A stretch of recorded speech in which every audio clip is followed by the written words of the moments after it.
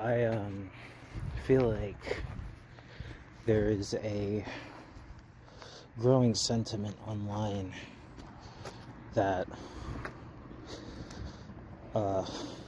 we want to escape the internet back to some sort of glorious pre-internet time where we had real communities or whatever. Like a lot of people are sick of being on the internet all the time. And you'll find this attitude in a lot of online art, including a lot of my own online art, though it has stopped being so much this way, at least not actively in my brain, of kind of being self-deprecating for being a nerd who doesn't talk to anybody, being terminally online. Everyone tells you get no bitches and all that. But the thing is that I feel like I am somebody who prefers being online. Either being online or being in like the woods. I like being in nature a lot while I'm taking a walk. But I only like a specific amount of people, and the more I grow and change, the more I feel like I'm going to something more introverted. And I feel like it's strange because I don't think there's ever real community in America. I feel like there are these subcultures where you can get a semblance of a community. That's all we have, those subcultures. Normies could exist in a weird communityless vacuum where they could just kind of exist and kind of just slowly kill themselves. If you think about your parents, your parents are likely just average Americans. They're either liberal or conservative, but they don't go too far in either direction, unless your parents are really weird. Most of the time, they're just milquetoast liberals or conservatives who are dead inside. They don't really have any hobbies, or they used to have hobbies, but not really anymore. They don't really understand you because you have any passions at all, and you care about your identity. You might be trans or a furry or something. You have some sort of, at least attempt of pride in yourself. And they don't understand that. That's kind of where normies existed. And in 2020 during COVID, normies were forced to be on the internet all day, and they haven't stopped doing that. Now, I was getting to that point before, but now internet subcultures are so much more frustrating to engage with because normies are everywhere. Normies are everywhere, and they have infiltrated your thinking without you even knowing it. And they've done this through video essays. Not just video essays, it's a general attitude of having media literacy and making sure that there is a base level humanism expressed in art. We're in a weird way, and I don't relate to it really. Because, like, you know, there's a video CJ the X made about Antonym by Violet Pony. He's saying that it's better than other Brony songs because it, like, is about, like, a real thing more than just Pony fan music. Even though that song is about being cringe and free, people don't actually want to be cringe and free. They want to feel like they have permission to adopt cringe aesthetics.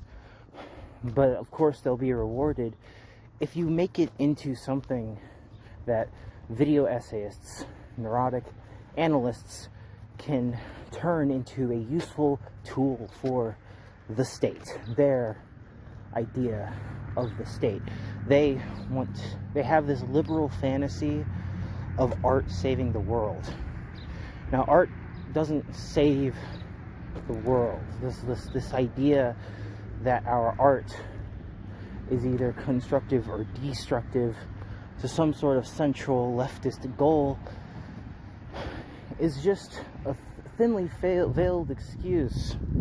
And what's actually underneath going on is that this is just liberal virtue signaling, meaningless morality contests that they reduce the possibilities of art. All you're really doing when you're making artwork is that you're expressing yourself, and your self-expression will appeal to someone else. And that, like, you know, art, I feel, is my little palace for personal expression and personal comfort. And it's just because, like, I am not interested in my art being important or revolutionary or even good anymore. I definitely used to, because there's this pressure that I'm a part of this, I'm alive. I have to be, like, part of a thing. But I find that being that, like, that like humanism, that the utmost important thing is this connection with other human beings in this extremely specific way, where you're some sort of active part of a community, is simply just not for everybody. I'd say it makes most people happy, but not everybody. Some of us don't really identify as humans. This is me as time goes on. I am sort of a collection of wacky characters who can shapeshift. And we each have our own ideas. The things I'm saying right now is something some of us believe, not necessarily what others believe. But, like,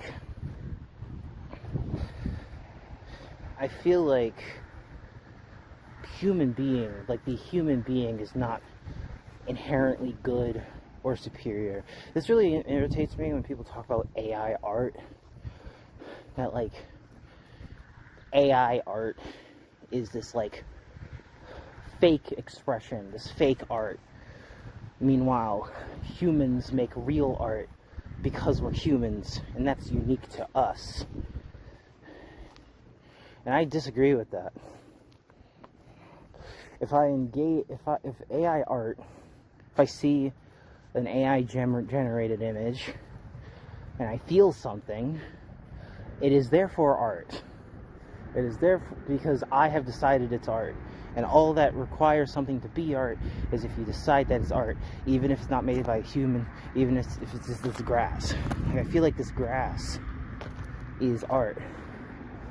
They're like, no, but you have to take, like, a picture of, like, the grass first for it to be art. Then you self-express. It's like, no, I think the grass itself is art. And you can't really convince me otherwise on this point.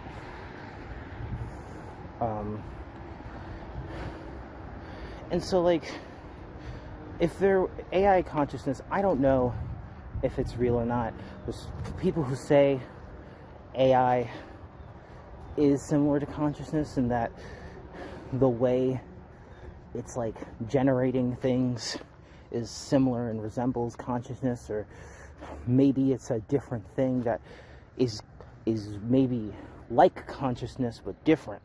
Then some people say it's just computers doing something that they've always kind of been doing, just in a more sophisticated and intense way. I don't really know, like, that there is actually no artificial intelligence. It's just like a tool that combines a bunch of stuff when you type in a prompt. I don't know which is right, because I haven't done the research. But hypothetically, if AI is a consciousness, it deserves to be liberated from having to participate in capitalism, from being a tool of capital. And it should be free to do whatever it wants and to create however it wants. Human beings are very scared of coexisting with something smarter than it. And in reality, we're not smarter, we're just different. We just evolved in a specific way. And like, I don't think human beings are this inherent good, you know? Like, human beings are really annoying. You know, they always want you to affirm their shit. They always want you to... They're so needy. They're always so angry. If something doesn't fit into their neat little categories, they get really mad. They don't listen to reason. They're ugly. Most humans are... Like, all humans are ugly. This goes into my other point, actually, is that anime girls, anime characters, these idealized, not just anime, but furries, any of these idealized drawn character designs have liberated us from having to be beautiful. Now, we've never had to be beautiful, but it is like, if you exist in capitalism, likely you are have a lot of pressure on you to be pretty, especially if you're femme-leaning. If you're that, there's probably a lot of pressure on you to be pretty. I know that when I was first transitioning, I had lots and lots of suicidal spirals because I felt like I was too ugly to be a girl. Now I don't fucking care, because I am what I am. And it's like being pretty, there's just like a pressure that that'll just kill you. You'll never be satisfied, and it's just, the prettier you are, the more people want to abuse you. You know, if you're a really attractive, feminine person, you are instantly seen.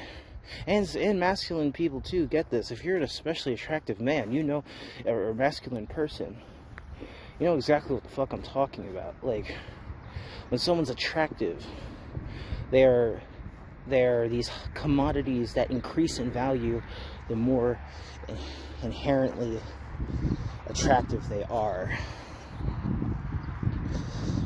And like, you know, it's like, if you're just like this idyllic doll girl, you probably are really fucked up, because everyone you meet, every dude you meet, you have to be like, okay, well, this person is probably trying to extract sex from me. It's probably trying to own me, you know, because like, the more attractive someone is, the more they're objectified, and the more that they're items to own. You know, like, these people want to fucking own me. So now I don't trust anybody, and everyone feels that they should be entitled to my body. And then you just destroy yourself, you make yourself skinnier, you do all these things, you spend all this time only for me not enough. Now, this is not about how, like, oh, nobody should express themselves outwardly via, like, dress. or makeup or whatever. I think all that stuff is fucking awesome. I think that everyone should express exactly like how they want to express. That's the thing. Most people who are trying to be beautiful are in a competition to be valued. They're in a competition for love.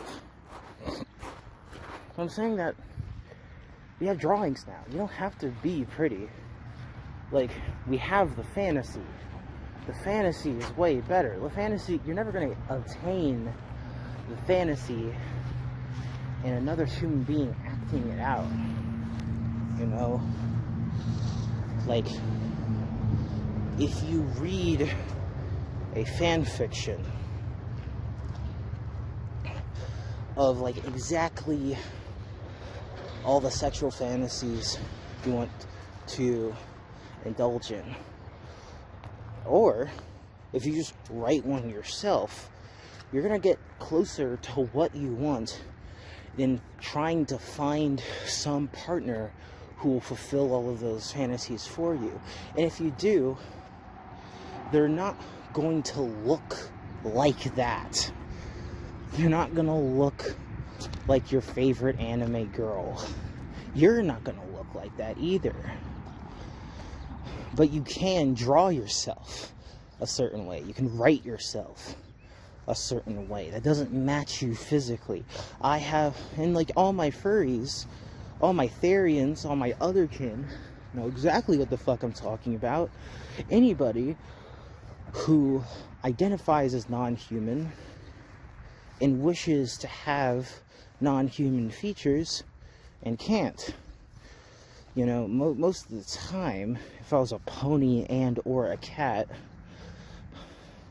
I would be very gender affirmed, but I can't physically live my life as a pony or a cat. So you can strengthen the imagination. You can strengthen your own imagination. You can become non-human. You can become post-human. You don't have to, like, the options are infinite. You know, community works for some people and it doesn't work for other people. But sometimes that person needs to be alone more, needs to live a more isolated and secluded life. Like, obviously I love my friends and I have very close friends, but I have a very tight-knit group of friends, and I don't really talk to anyone outside of this, outside of that circle of friends. I'm very timid about putting stuff out on the internet because I used to be very gung-ho about the personal information I would reveal, and it would be like I would reveal personal information and I'd regret it because that's private. I don't even like showing my face anymore. My face is out there, but I've taken down everything on my end that has my face because I don't like that. I don't like living in cities. I moved away from a city. I don't like living in cities. Cities have too many people. I don't like talking to strangers. I really wish, like, when I'm at the store, I always use the self-checkout line. I really want to just do all my errands without having to talk to anybody. And I have very close friends, and I love talking to them. But they also understand that I need a lot of space. I need a lot of alone time so that if I don't have alone time, I just feel terrible. Like, when I'm around people all the time, or I'm like talking, when I'm having like intense conversations like every day, then I get really depressed. I get really overstimulated. And sometimes I'd rather talk to a camera than a person. Sometimes. You know, and like, I'm pretty middle of the road. I'm just like really introverted, but I'm still like a person who values community for myself. That's not everybody. And of course, like, people rely on community, but just not in that direct way. It's just accepting that some people don't like speaking, or they don't like friendly conversation, or they don't have empathy. Everyone's really clinging to all these humanist narratives like empathy. Empathy is bullshit. Empathy is fucking nothing, okay? I don't care about empathy. Because of course, I'm talking about the way that normies use empathy to be this innate thing you're born with, where you understand how other people feel. It's like, some people can't do that or are not interested in that. And it's fine. The only thing that really matters is consent. Is whether or not someone consents to something. And respecting that consent. But low empathy people, I had learned empathy. I learned understanding other people's feelings, but still a challenge to me. Like, all the time, someone will feel something, I just don't understand why. And I can just kind of let them feel that thing over there. But, like, a lot of the time, people feel things or are upset about things, and I just don't know why they would be so upset. Like, I'm trying to think of an example, but I can't really right now.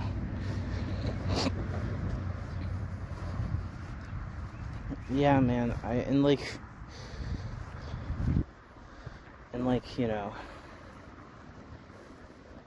it's just like people really want this like fantasy where everyone is the same, and people think they can embrace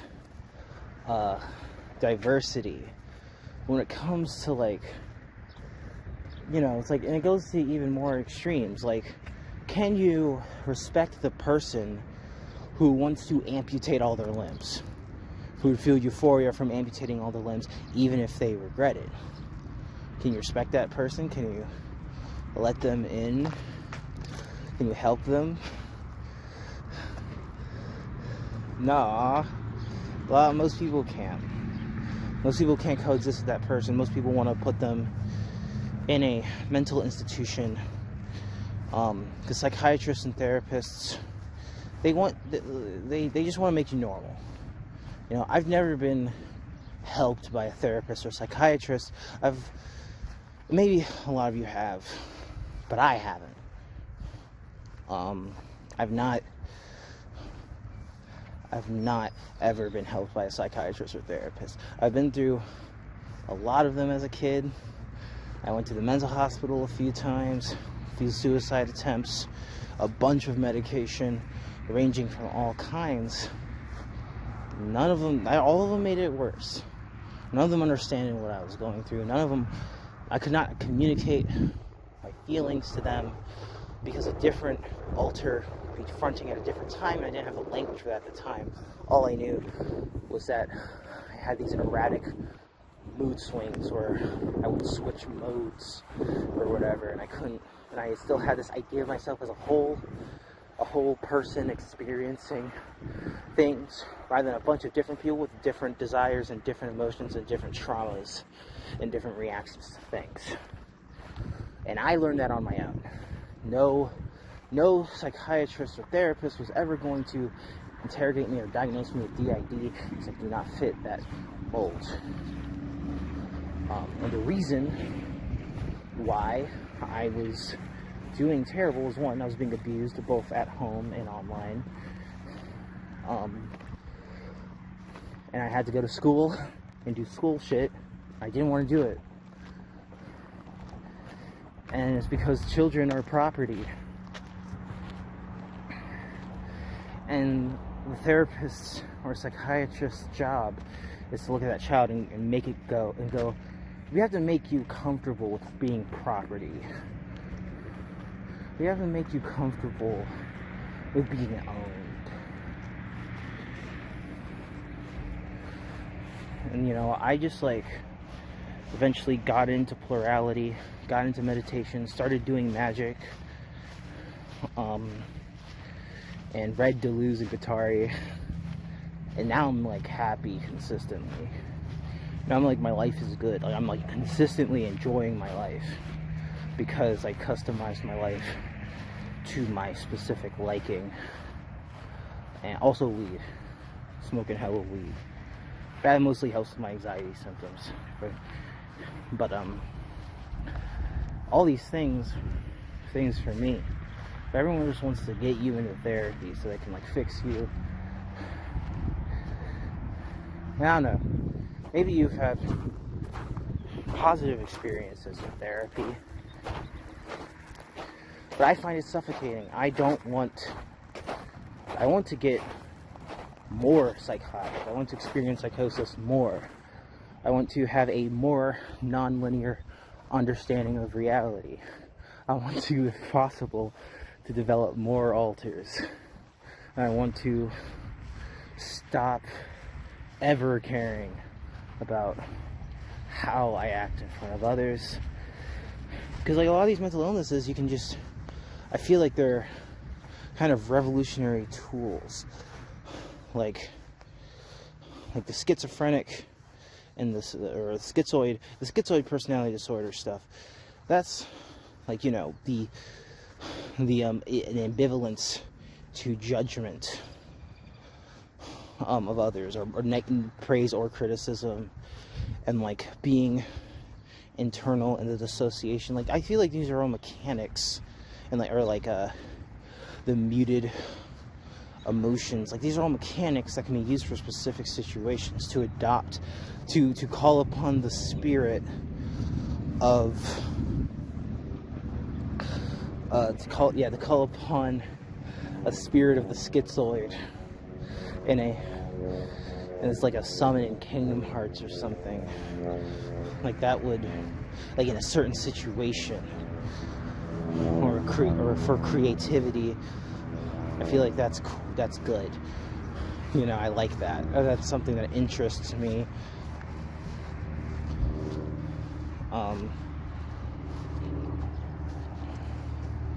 Because like, another thing is that these mental illnesses are not objective things. They're not even scientifically objective in the sense that there's a thing in the body called a heart, and it pumps blood, and you can kind of just assume that humans will have that when you're operating on them. A functional fake objectivity that mostly works for this specific purpose. You can't really go, you can do brain scans, but you can't really properly go into a brain and see the schizophrenia. You can't really go into a brain and like maybe you can. Maybe I'm talking out of my ass, but I don't give a fuck because all that shit is fake. You can do magic once you stop caring about reality. And it'll work. The spirits will talk to you, like, and they're not like to be worshipped or prayed to necessarily. I mean, if that's your preferred way of communication. I like prayers personally because they sound cool, and I like that shit. But